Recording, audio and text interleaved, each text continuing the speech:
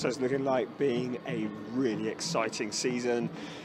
11 rookies on the grid this year for the European Challenge, and for this Coppa Shell race, James Valand on pole position with Tanny Hanna alongside. Eric Chung on the second row with Agatha Smolka representing the ladies on row 4. Christian Kinch and Murat Kuhadaroglu. Now Murat Kuhadaroglu won the AM category last year and has been promoted to the Shell category this year. High praise indeed. So I hope he's forgiven me for calling him Miguel. I'm joined by Davide Rigon alongside me, Ferrari driver, and having a nice weekend here, I expect. Yes. We just come back from a training camp, and now it's exciting to be here for the first race of a Ferrari Challenge. Yeah, we saw a lot of car here. Yesterday everybody had the chance to practice, and today actually good qualifying. They really push, and let's see the start of this race. Okay, here's a little profile on Ernst Kirschmeier.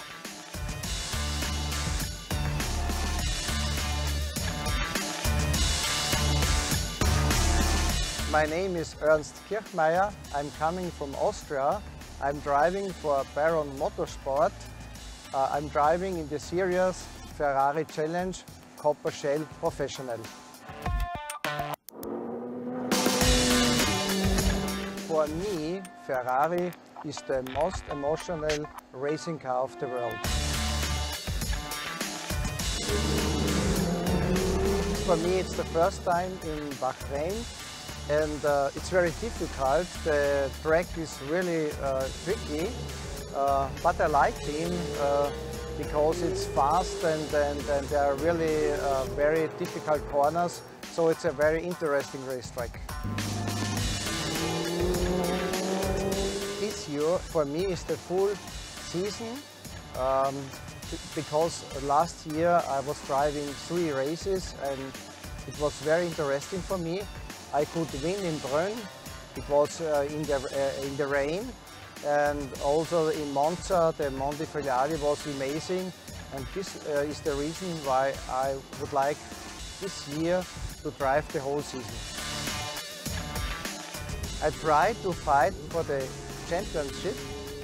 I will do my best and try my best, and I hope you will follow me to the races.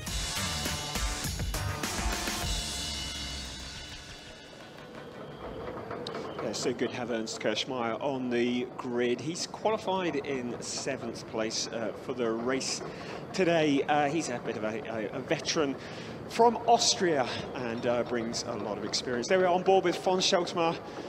Great shot from on board there. We've been getting some good shots inside the cars, and doesn't the track look beautiful under the floodlights? Agatha Smolka looking backwards there on board the Rosso Corso Ferrari. So we're getting ready, engine starting very, very shortly.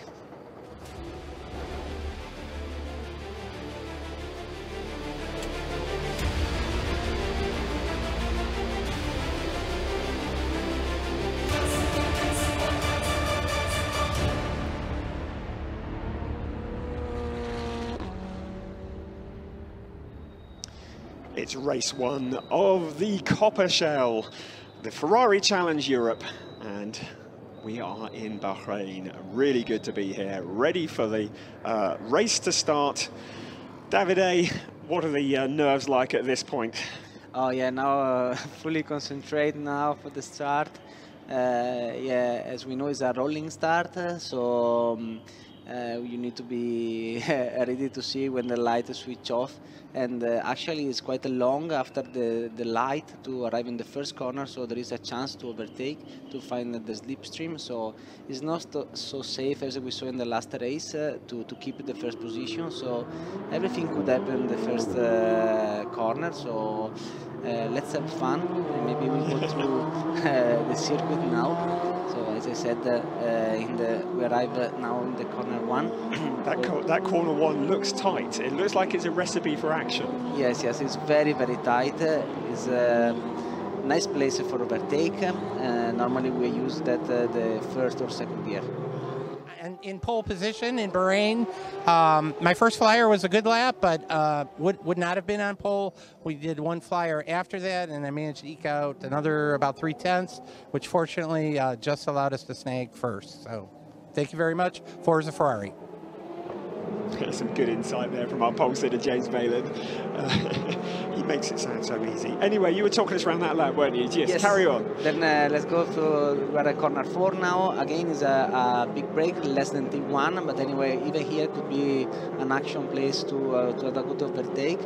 And then we go to the quite a good couple of corners of the circuit, so corner 5, 6, and 7, where here it's important to have a good balanced car with some downforce, and there is only one line here. You cannot do side by side. Then we arrive here in T6, even in a very slow part of the circuit where you need a good traction out of here. And then we arrive in a very difficult corner, T9 and 10, while you brake completely with a lot of steering angle to the left. So it's very easy to have a lock up there, but here there is ABS. Anyway, it's not easy there, the braking point. Then we arrive here at turn 11. Is a quite open corner, so normally we use a third, fourth gear. So here could be a place for overtake, but not really. You need to find a good slipstream. Then we arrive to the fastest corner of the track, T12.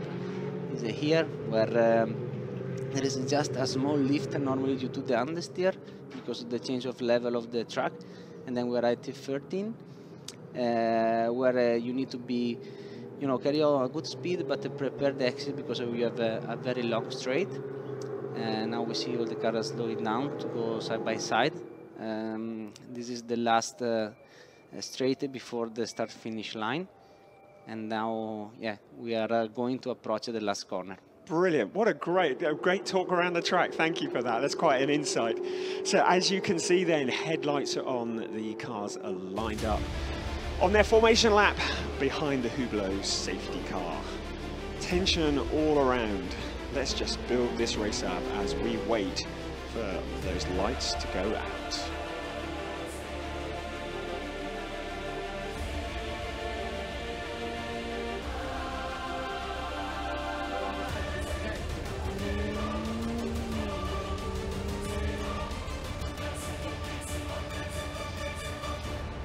So here we go then, out of turn 15, the Hublot safety car ducks off into the pit lane, side by side, James Bayland, Tanny Hanna alongside. It's that drag down to that troublesome first corner. The lights are out and we are off. The cars fan out as they go down to the start-finish line. Who will arrive into that corner first? We look back from it. And it looks like James Bayland, he's got a great start into that first corner with Tanny Hanna in a good second.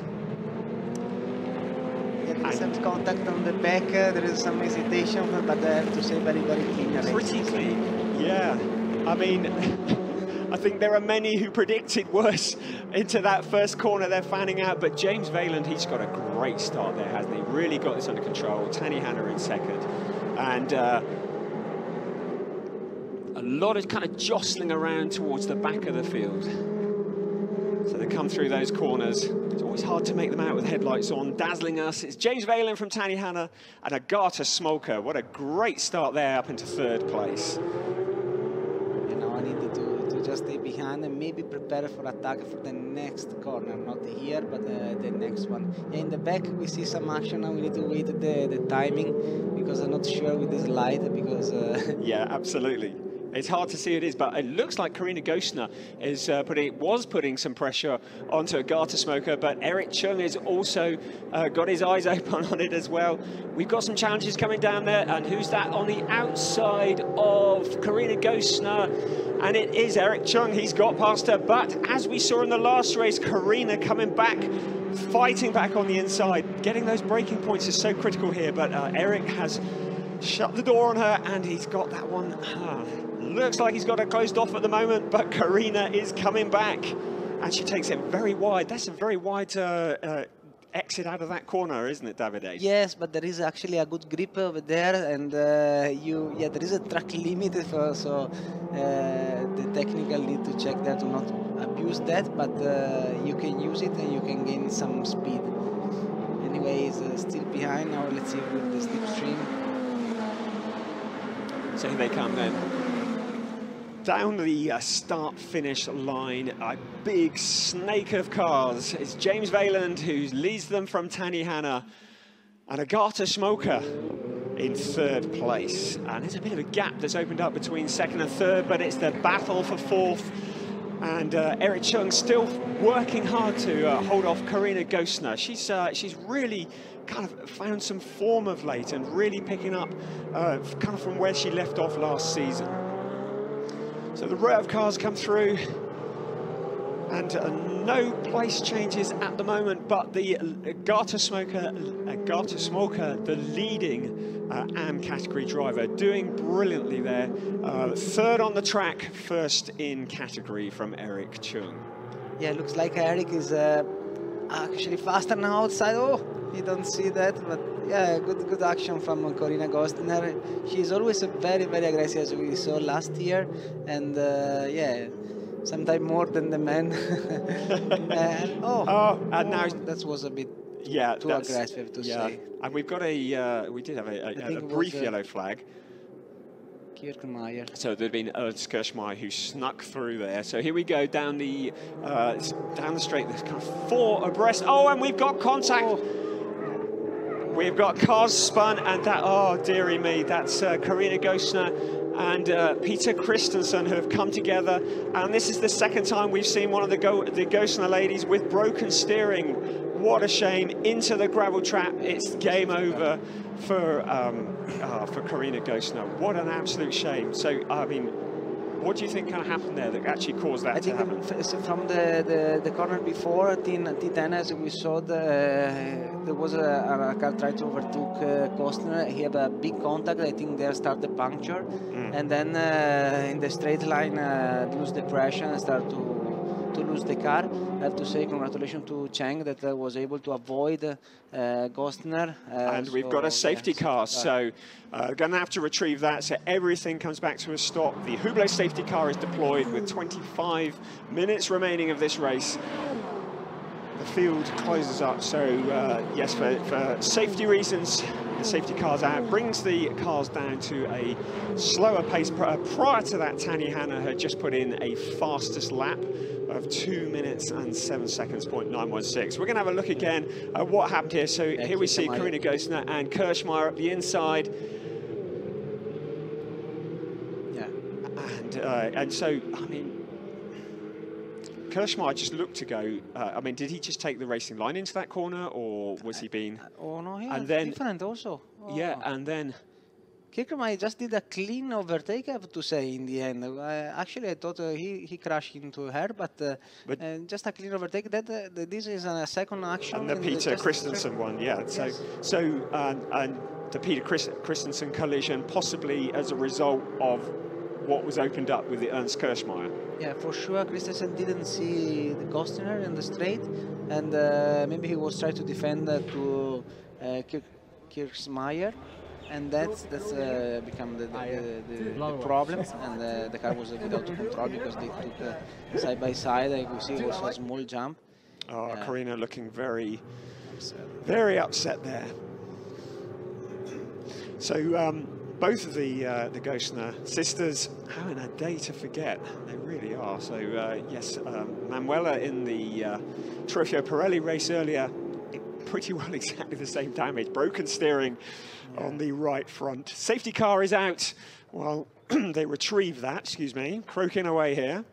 Yeah, for sure. You need a safety car. This was in a very bad position and not safe, so for sure we need a safety car, and for sure also to clean the circuit because some carbon place was on the track, and to avoid the puncture or stuff. Yeah, those carbon shards are deadly, aren't they?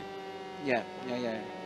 There's a lot of carbon in these cars, so as soon as you have a contact, for sure there is small pieces, and it's very easy to have a puncture. Yeah. And now we've seen the onboard. Yeah, you see. Oh yes, and the bits of circuit and on the track. I guess that's kind of a polystyrene marker on the track as well. A bit of clearing up to do.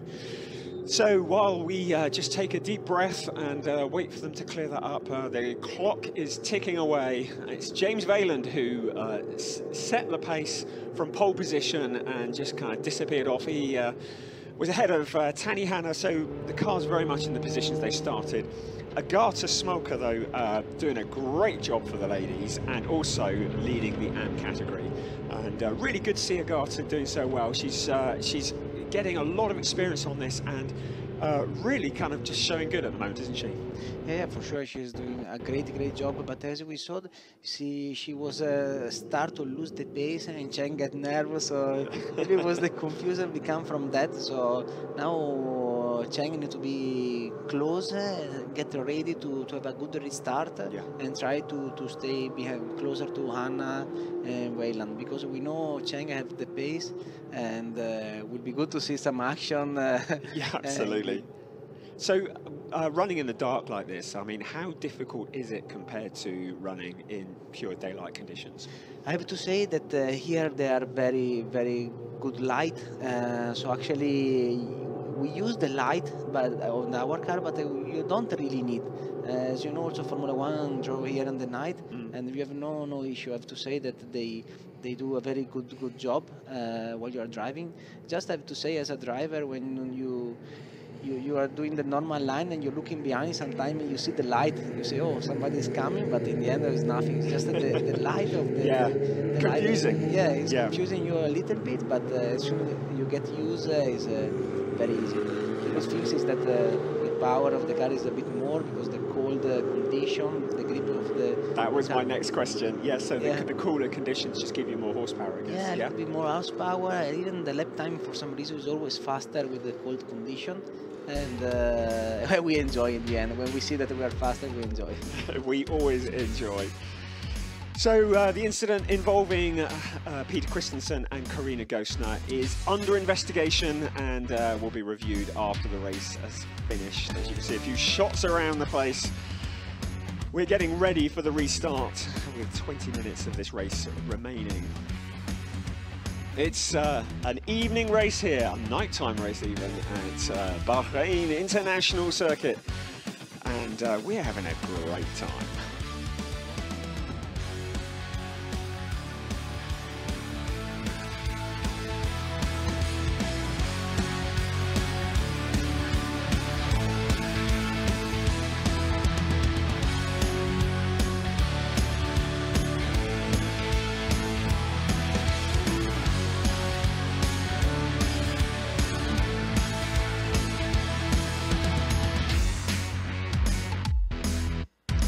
Some great shots there in slow motion going round the corners. So as we get ready for the restart very shortly, I guess races can be won and lost on safety car restarts, can't they, Davide? Oh, of course. Yeah, normally it's a full concentration now because the tires is dropping a little bit the pressure of the tires, so the grip is going down, so you need to warm it up. And get awake, because if this time was not the case, but sometimes you have some margin, and now is everything verified. The competitor are back again, and so yeah, you need to be awake just in the first few corners and then go back on your pace as maximum as possible. And I guess the pressure is on for James Valand because he wants to back the field up.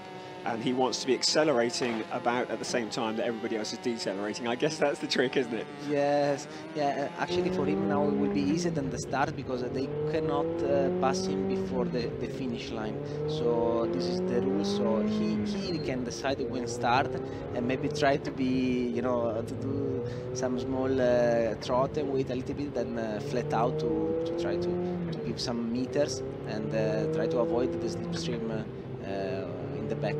Yeah, and of course with that long straight, there are the slipstream issues, aren't there? And here we go. We're looking again at the start, a replay of that start. And James Valand, he just had it completely under control, didn't he? Yeah, good start for him. I have to say it's a very good start from all the driver. Not too aggressive, just fair start, I have to say. We saw some contact. Yeah, you see the contact, that was between Karin Gosner and Ernst Kirschmar. I didn't see that first time round, so that's probably where it started ultimately, isn't it? There was a little bit of a nudge there. If you look down at the screen, you see Ernst Kirschmar goes down to the inside. And Kirschmar did a fantastic start. He really did, didn't he? Now, yeah, he overtook a 4-car before the first corner, so a bit very aggressive in that part, maybe too much after. Yeah. Let's see what they decide in the race direction. And the race control have summoned a whole host of drivers that might have been involved in that. I think there's going to be some discussions into the night. Yeah. Oh. I'm pleased I'm not stewarding this. Yeah, yeah. Before I was there in the race department, it's actually very nice, very good. I have to say, congratulations to all the marshals that are working here. They are very fast, professional. So I have to say, as we see, they already clean up the circuit, and congratulations to the guys here in Bahrain. And that's really critical that they do that, because as a race that is a timed race, or the longer they do it, the less racing we're going to get, as opposed to it being a number of lapped races. So as you can see, the track is looking fairly clear. We haven't had any notification that the safety car is coming in yet. Lots of discussions going on, and there's an element of, I guess, keeping tyres and brakes up to temperature. Is there a risk of it going the other way and actually cars overheating by running at this kind of speed? No. It's a these tires, these Pirelli tires are built just to push 100%. So when you go slow like this, it's not possible to get the correct pressure and temperature. You should need to go much more faster. But anyway, you can keep the temperature of the brake. In the meantime, it's coming now that the safety car will come in this lap, so good for us. Good for us, we get to see some racing, so we are getting on to halfway through the race already. It doesn't feel like we've seen that much racing, to be quite honest. Yes, this is the challenge. Sometimes it's like this, but I have to say that 100% we needed the safety car there. It was a crash, and the safety first. So at this stage, we're into, which sector are we into? Is it sector 2 of the track? James Valand will be, what will he be going through his mind at the moment? Will be to, I guess, to back the field up at this point in the lap, do you think? Yeah, I think now, now just to think about to warm up the tires, get ready with the brake, and think about the correct gear for the restart. Now, how he do well to follow the safety car, but maybe in the last moment he should need to stop a little bit, and then, as I said, to find the good spot to go on throttle and give some meter to Tani Hanna that looks aggressive and fast. I guess the nightmare scenario would be catching the safety car, wouldn't it? Yeah. So as we can see, we are into, we're kind of about halfway round the circuit. We're in sector 2 at the moment.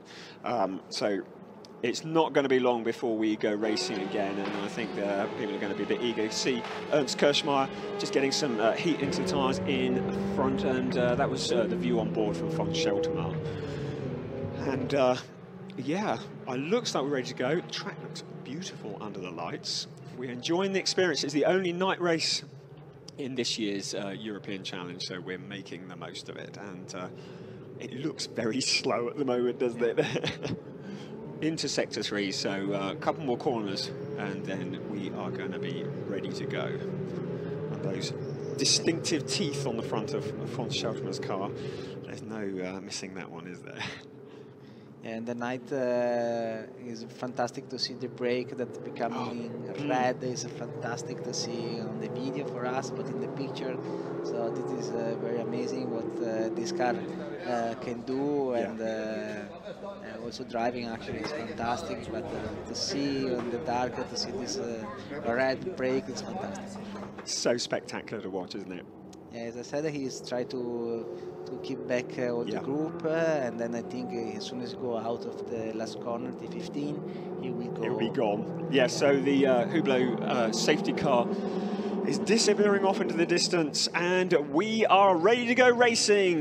The green flag is out, and James Valand leads Tani Hanna across the line with a Garter Smolka in 3rd place.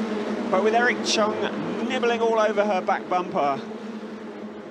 Into turn 1, and Eric Chung having a look up at the inside of Agata Smolka. He's come off the track. I don't know, he had his nose cut off probably by Agata Smolka. Ernst Kirschmeier also onto the grass, not going to improve his lap times one little bit. Yellow flag, I don't see why. Somebody spin maybe. I didn't see a spinner. No. Yeah, Chang tried to, was in a good line, and then actually he stopped completely. I don't know if like he went in neutral with the gearbox something, because strange that he stopped suddenly completely. Yeah, suddenly went up on the inside of the curbs, didn't he? That was just kind of quite unusual. He was in a very, very good position to overtake Agata Smolka, that is even, and then it's not. And then it just never happened. Yeah, I wonder if we're going to see. No. So Agata cut across. Oh, and who's that went straight on? Can't actually. So was that Fons Scheltema and Murat Kuharoglu? Yes. Yeah, there was a big contact. Oh yeah, that's Fons with the distinctive teeth on the front, and Murat Kuharoglu, the AM champion from last year in the Shell Series, and lots of damage to Fons Scheltema's car. And we've got another yellow flag. Is this? I hope this isn't going to be another safety car. For sure. It's a shame. Murat Kuharoglu buried in the kitty litter. On the corner. We still got some green flags now. We have safety car, okay. Oh, it's going to be one of those races, is it? Yeah, I saw a yellow flag, but we don't realize that there was a big crash. So yeah, as I tell you, it's very important to be awake on the restart, and it's where you can do the different, but also you can do the disaster. So maybe cold tires is very easy to lose the braking point. Safety car, strange overtake. This one, maybe the 186 don't realize that is a safety car. I mean, it definitely looks like an element of confusion going on there, doesn't there? Yeah. That's Murat Kuharoglu. His body language is not looking like. It doesn't look like he's. He probably injured himself slightly. I hope he's all right. Yeah, it was looking at quite a big crash, because even the right door was not anymore there. So that's a big impact. Yeah, looks like a big impact. As we know, we arrived very, very fast in the first corner. Yes, after this long straight, even after a restart. So yes, if you miss the 5 meter your braking point, you go hitting some other that very easily. So do you think the Fons Scheltema Murat Kuharoglu incident was as a direct result of the Eric Chung?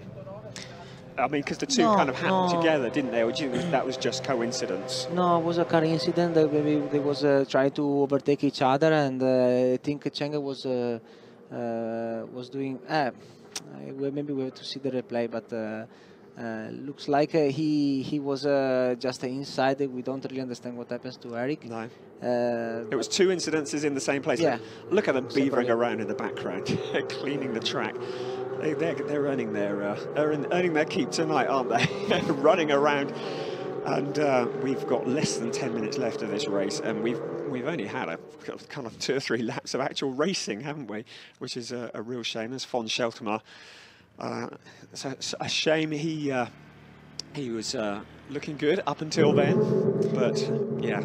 For sure there will be some work this evening for the race director and my teammate Miguel Molina that we swap. He is there now. I think he has some more job than me today. That for me was a clear race. Yes. Yeah, so Bahrain is memorable. So we have the incident involving 133 and 177 that's Murat Kuharoglu and Fons Scheltema. It's going to be investigated after the race. The stewards are going to be burning the midnight oil tonight, aren't they? So we've got teams that are going to be rebuilding cars and stewards that are going to be looking at videos. And as I told you today, it looks how many marshals are working there and working well. Yeah, it's so good, isn't it? Yeah, they are very, very good, and thanks for them that we have this safety, I have to say. Yeah, of course we would like to see action, but there is the normal time to wait after this big crash. So whilst we've got a bit of a gap here, and we're just kind of tootling around behind the safety car, you have raced in the World Endurance Championships in a 488, haven't you? And how does a World Endurance 488 compare to a Ferrari Challenge 488? What are the differences? So yeah, the differences are quite. Actually, the chassis is the same, but the aerodynamic, there is a little bit more development in our car. I have to say much more because we need to finish, actually win the 24-hour.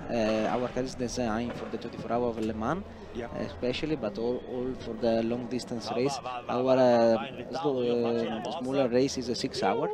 And then the longest is at the 24. Yeah. So our car is built to be fast, reliable for all this distance. And then, yeah, actually, we have a much more, development. We prepare the car for the long distance race, for quick driver change, quick refueling, quick change of tires. So yeah, actually there is a different lap time, but especially for the aerodynamic and a little bit from the suspension. But the power, I have to say, of this challenge car is really amazing. Brilliant. Okay, and I was going to ask you about the road car, but we're just having a quick look at a replay of those two incidences in the same place. Now, Yeah, have a it's look very here. separate. And that was a proper dive up the inside from Murat Kuhardaroglu, wasn't it? And was that a little bit of a kamikaze move on von Scheltema, do you think? I think he really, it was not his fault. He really missed the braking point, as I said before. Maybe cold brake or cold tires. As you know, when you have not the same grip as everything is it's very different. The feeling could change also 20-30 meters the braking point. Really, that much? Yes. Wow. So you know, for sure he lose the braking point, and he was inside, so he have not the space to go outside, and happened the big crash actually. So they're actually shortcutting across the corner so as to not take the drivers through the debris. There's a lot more debris than probably first met the eye. So you wonder whether they're actually going to get this cleared up in time for this race to restart. I sincerely hope so. That's true, because it looks like there is also some oil or water on there. For sure the radiator was broken, and as we know, in our 488 in the front we have the radiator of the water and also some oil. So yeah, they make sure to clean up everything, because if there is a restart, you need to be 100% secure and safety. So the question I was going to go back to, that I was going to ask you just now before we saw the replay, we've talked about the difference between the WEC and the Ferrari Challenge car. How does that differ if I suddenly, my numbers suddenly came up in the lottery and I went and bought a Ferrari 488 to put on the road? How do they differ? Yeah, actually, as we know, our car in Le Mans, the GTE, is starting from this base, from the Challenge base. And then everything is developing to be, of course, faster and is more light. But there we have some BOP to perform, to have a balance of performance against the other constructor. That's why I have to say that here in the Ferrari Challenge we have more power in our WC cars. Yes. So actually 150 horsepower more. So wow, that's a significant amount. Yeah. Actually, if you drive for the first lap, the Challenger looks more power, but then our car in WC is much more faster on the corner and the high speed part. And of course, as a torque, the Challenge is very, very good. And it's a growing challenge at the moment. We've just added the UK series to it to go along with the Asia Pacific and the North American challenge. So 4 challenges going on now, which says a lot about the popularity of the Ferrari challenge, doesn't it? Yeah. A lot of drivers is enjoying it. So for sure, a very nice action. And then we will go. This fantastic, I think, is that we go. The winner of each category will go to do the super final, the world final. That I have to say is actually fantastic. Last year we did in Monza, and we have a really good fun. That was a great weekend, that was, wasn't it? yeah, it's nice to see the best driver of each country to come and try to fight together for the world final. Proper champions. Yeah. Did you just see the Ken Abe car there as it came through with the blue, metallic blue under the lights? How gorgeous are some of the design works on these cars? Absolutely beautiful. Yeah, yeah, absolutely beautiful. And I have to say, with this light on the night, is fantastic, fantastic. Unfortunately, we don't see a lot of the brake, as I told you before, the red brake, but actually it's fantastic to see and drive as a driver at this car here in Bahrain. Yeah, they look wonderful under the lights. So with 2 3/4 minutes left, it's debatable whether this is actually going to get going again at the moment. Just to summarise, James Wayland is our leader from Tani Hanna, and we have got a red flag. So clearly the track is not going to get cleared in time. Which is really sad. So we haven't really seen a lot of racing. So a pretty easy afternoon for evening for James Wayland. Yeah, he did a good restart actually. Yeah, a good start, and yeah, I have to say for the first three, clear race, nothing to say. We don't understand what happens to Smolka, that he lost the third position of the general, but still leading the Coppa Shell Am class. So we should have a look later at the replay.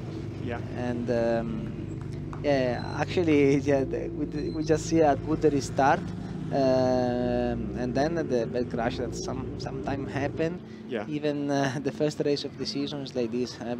Everybody needs to get used to the restart and the start of the race. There's probably an element of, without wishing to sound too patronising, but first day back at school in that it's been a long winter and everybody's eager to get points on the board and to get off to a good start, aren't they? Yeah, of course. And then I remember that this driver are a gentleman, but I tell you, they are very, very good gentlemen, and they take this opportunity to drive as really a professional. They really want to learn, to understand how to go faster. So it's really a pleasure to explain them how to improve his driving style and improve the lap time. Brilliant. Yeah. So to summarise then, our race winner is James Wayland. So he's crossed the line first after the red flag. Tani Hanna second, and Christian Kinch in third from Eric Chung in fourth. And all of those in the Shell category. The leading Shell Am category driver was Agata Smolka, who crossed the line in seventh place. So she wins the Am category with Laurent Demuse second, and he was ninth on the road. And third, Hervé Mouli. Now, I know very little about Hervé Mouli, actually. I think he's new to the series this year, so quite interesting to see how he does. And so now we have the confirmation that they will actually, if I heard well, that they will stop the race like this. So we are actually the winner is Berland James. Yeah, absolutely. Yeah, and it's probably not the kind of race that he would have liked to have won doing it like that, but a win's a win, and I'm sure he'll take it. Yeah, of course. He did a good qualifying, and he did a good start, so he deserved it. So there is the championship is still long to go. Yeah. Tomorrow there is another race, so there is time to enjoy and to show the speed. Yeah. So there we have it then, and it does look like I assumed that they weren't going to restart this race, and it does look like they are not going to restart it for sure. So yeah, James Wayland, yeah, he's done really well, and he of course was a prolific player in the North American Championship last year. And so, you know, it's really good to see him here. In fact, he was the 2016 champion in the North American Ferrari Challenge. And he's also appeared in the Asia Pacific Challenge as well. So he's kind of mixing it up a little bit. And if I remember rightly, in Monza, I think he didn't have the greatest of weekends, if I remember rightly. I don't remember actually. Now they are restarting. I think. Okay, so they're just going to go back to the parc fermé, I think. Right. What I understood. There's an element of mystery here because I was under the impression that they were finished. We've just been, all we know is that there's a red flag, but we had heard that that was going to be it, but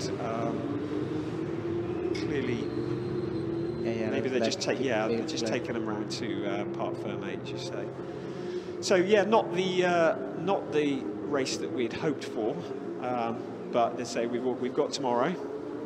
So hopefully for something a little bit longer tomorrow.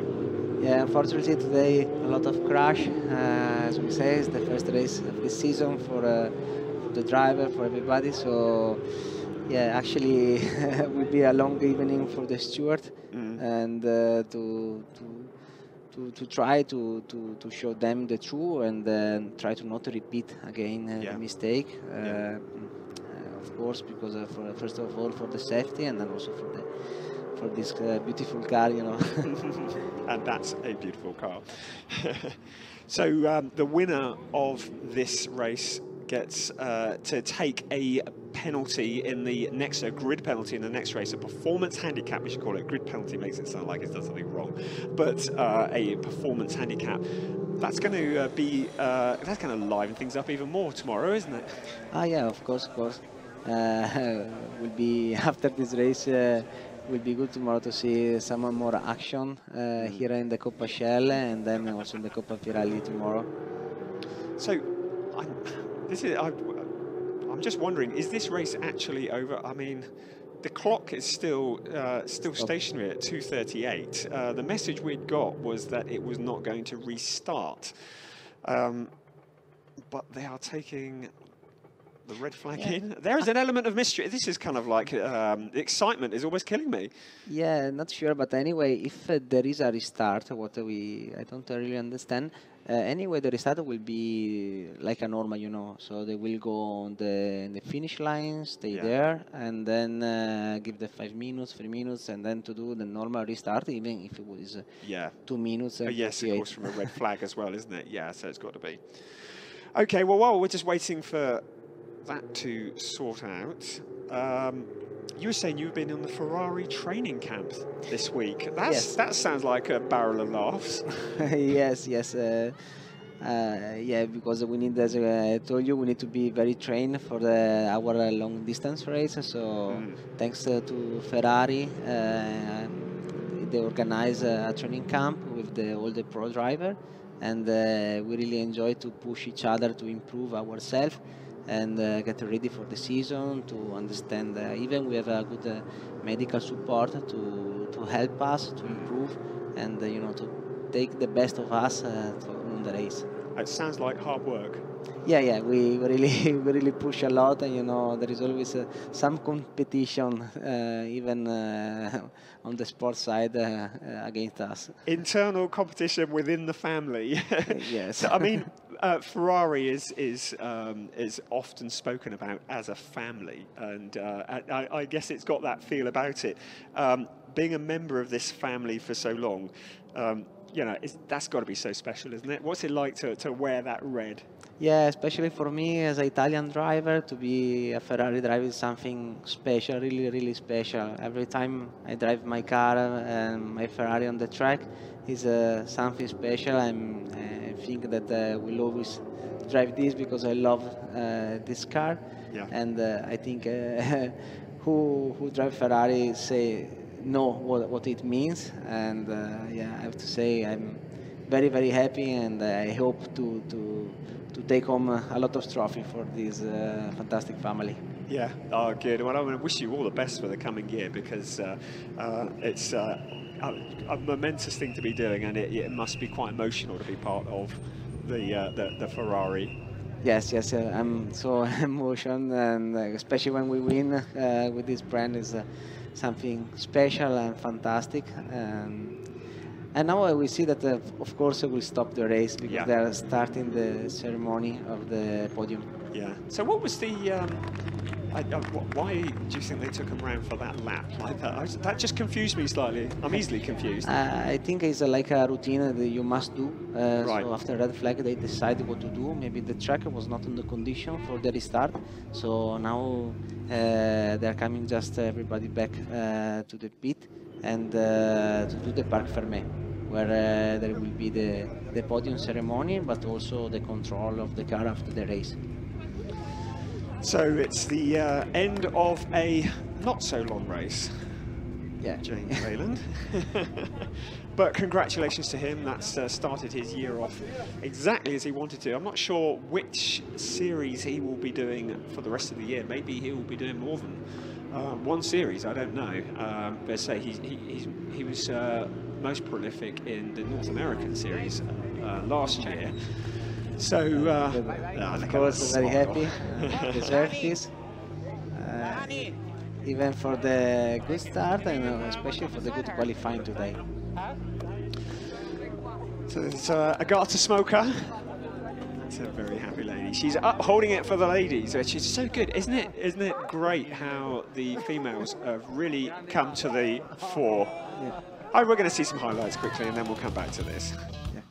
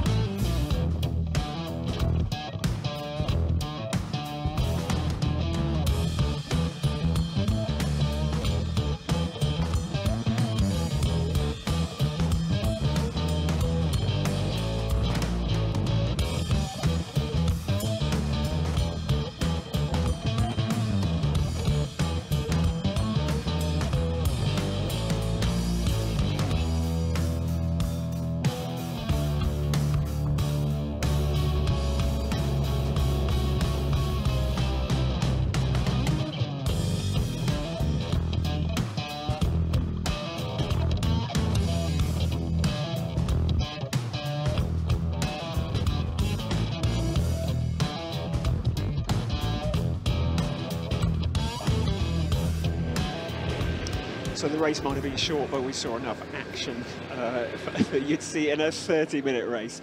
There you go, that's your confirmation of your top three. James Wayland for Rossa Corsa wins the Shell race from Tani Hanna and Christian Kinch. And the AM category, Agatha Smoker from Laurent Demus and Hervé Mouli.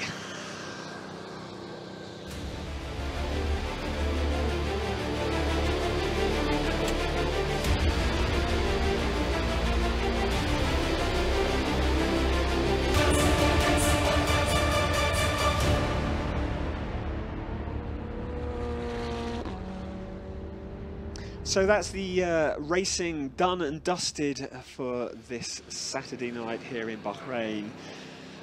It's been a good day. James Wayland, the winner. There's your confirmation of the top 10 in the Shell category. And yeah, good night for Rossa Corsa. Only 7 laps on the board though. Not as many as we'd have hoped.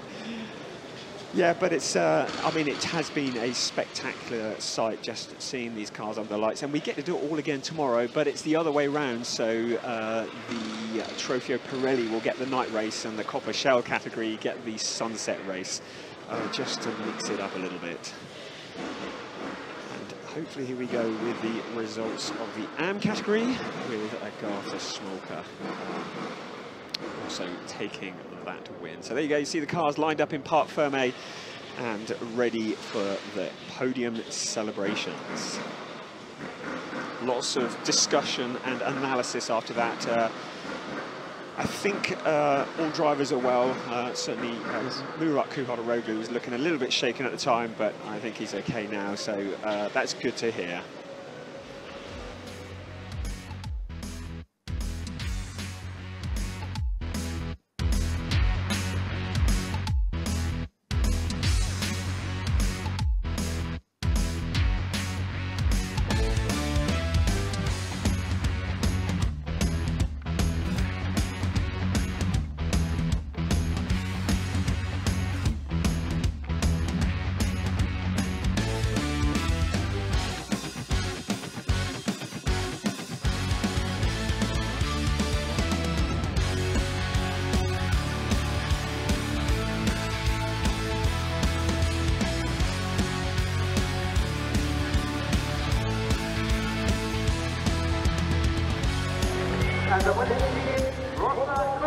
there we go. The podium celebrations. James Vaillant takes his place on the top step with Tani Hanna to the side and Christian Kinch to the other side.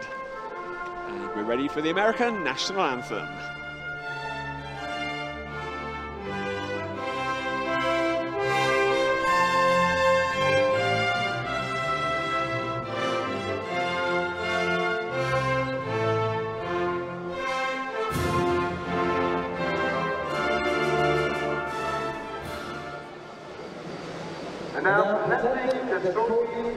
So trophy presentation time. A proud moment to be stood on that top step. Bahrain. Yes. Of course, it's a special place where also Formula 1 go, and yeah. Anyway, it was a short race, a good action. Taniana, very good. Maybe not so heavy because he won last year. Good driver also him, and he enjoying the moment. James, congratulations, man. Look at the smile. No, so it's been a really good day, our first day of the new season for Ferrari Challenge and our first time at Bahrain. I think we can say it's been a great experience for everyone, really, hasn't it? Yeah, of course. They enjoy. Drive here is fantastic. With the night, I have to say that they look very happy, and also we enjoy. Tomorrow maybe we enjoy more with with the race, but actually. Tani Hanna's gone, by the way. Yes, yeah. I don't know what it is they're spraying. It's I think it's rose water, isn't it? But they there is no champagne here. No champagne here. So yeah, but Tani Hanna he's done a runner, quite wisely so. Yeah. Good. So that's the first podium done, and. Yeah, Christian Kinch giving us, he's going, what is this stuff? He looks a bit upset.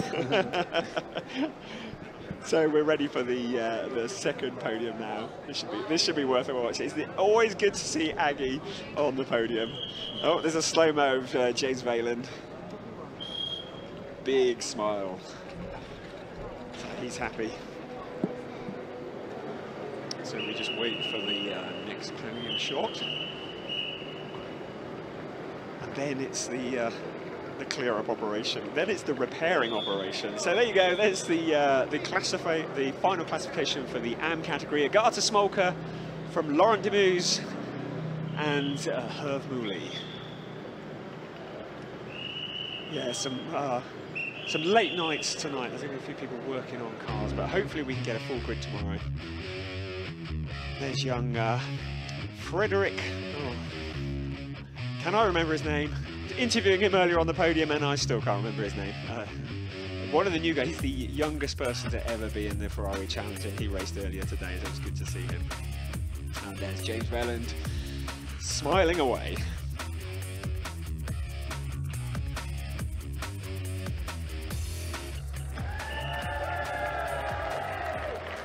Here we go then. And in first place, so, Agata Smolka taking her spot on the top step of the podium. Now there's one happy person representing the ladies. Who needs Formula W when you've got Agata Smolka? She nailed it.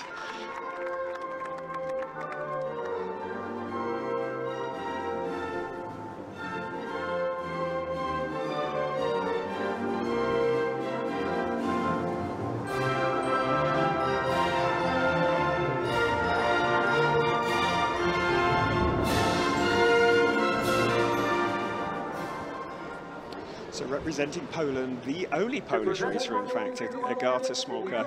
A big smile and just done brilliantly to win category. So there you go, third place. Herve Mouley. Need to find out some more about him because he has definitely impressed on his first ever showing in the Ferrari Challenge. Laurent Demus in second place. Good to see him back on the podium. And Aggie. There she is, receiving her trophy from Miguel Molina. Miguel, whose voice you heard in our first race. And when I saw this person in red sit next to me in the commentary position, I assumed it was him. But, yeah, apologies again for that. Dangerous assumption. He's my teammate. And Always look at who you're talking to. So there we go, posing for the photographs. And it's the messy bit. And you can hear in the background the F1 Cliente out on track, the scream of the Formula One engines, while the podium celebrations take place. So there you have it. Lots of happy people, a few not so happy people, some busy stewards, and some even busier race mechanics. It's going to be a long night for some, but we're back again tomorrow to do it all again. Qualifying tomorrow afternoon, and a sunset race followed by a night race under the lights here at Bahrain International Circuit. We can't wait. I hope you're going to join us. Have a great night, and we'll see you tomorrow. Good night. Good night. See you tomorrow. Ciao.